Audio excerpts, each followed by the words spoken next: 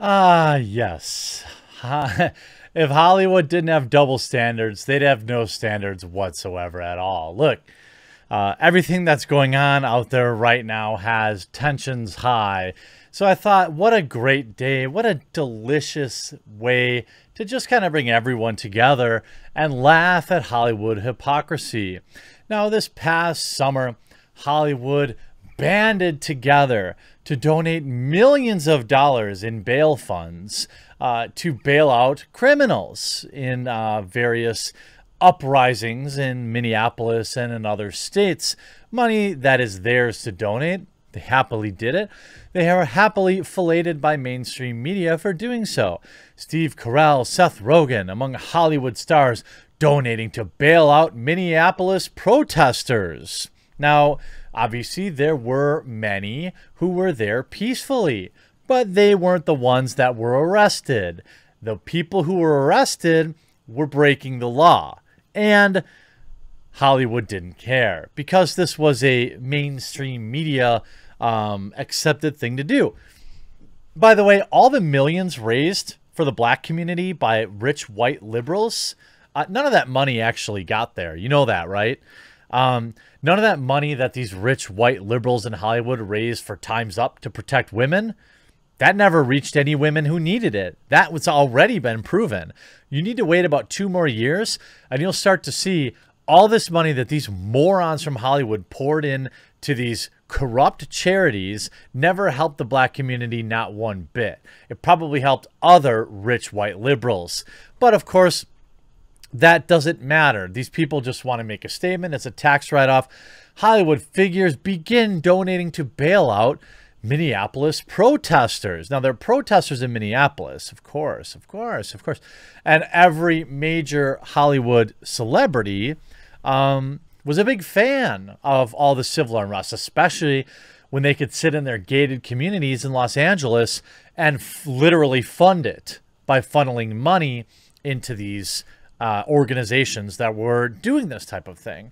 And yes, the overwhelming majority of people were out there peacefully and wanted to be peaceful, but there were still thousands that caused billions in damage to communities and small businesses that may never recover. Hollywood got those likes and retweets, though. Now, ultimately, we had big-brained individuals like Alexandria Ocasio-Cortez just a few months ago saying that protests are supposed to make people feel uncomfortable.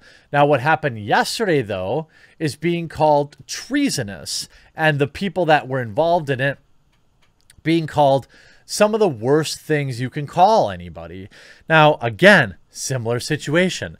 Tens of thousands of people gathered peacefully in the Capitol, broke no laws, and a small percentage of them crossed a potential line, according to some.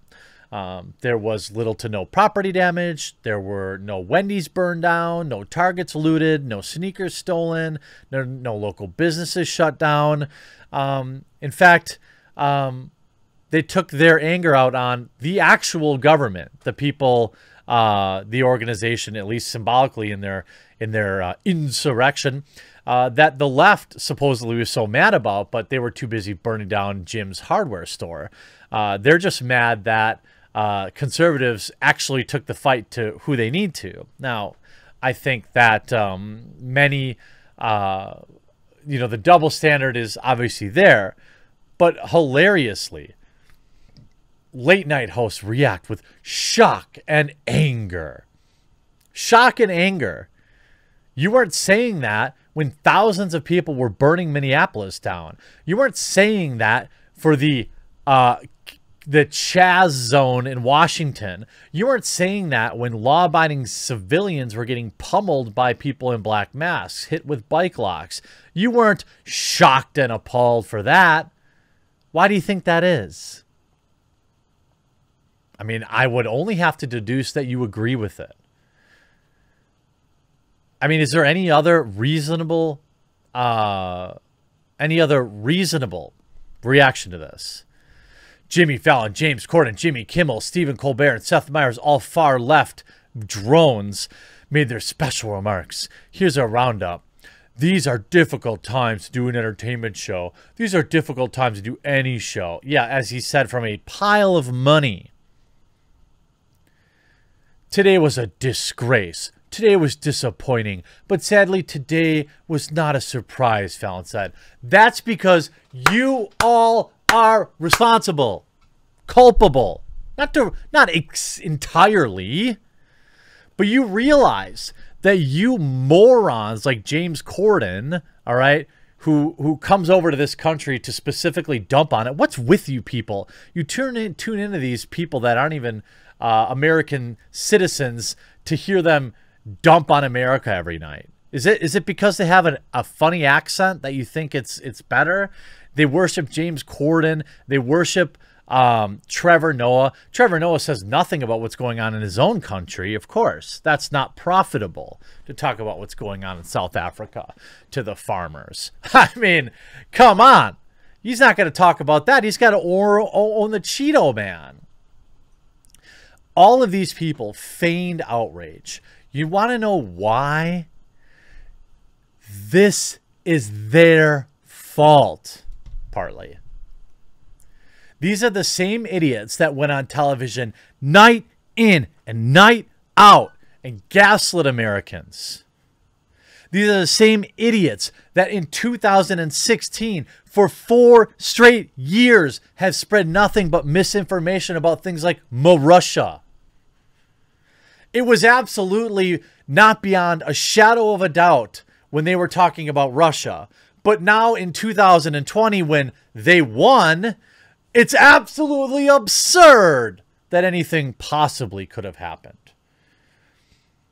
Now, listen to me, YouTube. I'm not saying that I have any evidence that it did. I'm just pointing out the hilarity of it. If you tune in to these absolute morons, these tools of the machine that want you to be a sheep, a useful idiot for them, you're part of the problem. If you're tuning in to Colbert, to James Corden, to Jimmy Kimmel, or any of these morons at night, you're funding it. If you're sharing their clips on YouTube, you're participating in it. Stephen Colbert is an arm of the government. He wants you to remain angry. He wants you to remain scared. He wants you to remain divided because he profits from it. Because you tune in every night to see what the angry orange man did. It's the same reason all these shows' ratings tank when they have a Democratic president, because it's less interesting to see these people fillet Obama for 8 years than it is to have them make normal Americans live in fear. These people endorsed this exact same behavior this summer. In fact, far worse behavior this past summer. They literally funded it by bailing these criminals out. And now they're out here trying to tell us, the American people, what's right and what's wrong. They're here to tell the American people that this isn't okay. Just because, you know, just because it's maybe an argument on the other side of the aisle, they don't have the right to be angry. You don't have the right to feel unrepresented unless you are the mainstream appointed purse puppy. Then you can. Seth Meyers, all of these clowns are part of the machine that causes the division that puts people in the streets. Like, you get that, right?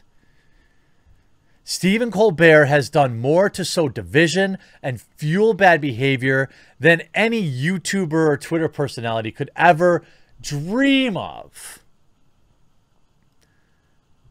Every night, eroding trust in the system when it's their guy that isn't winning. But when it's their guy that wins, suddenly you're a traitor to this country if you question anything.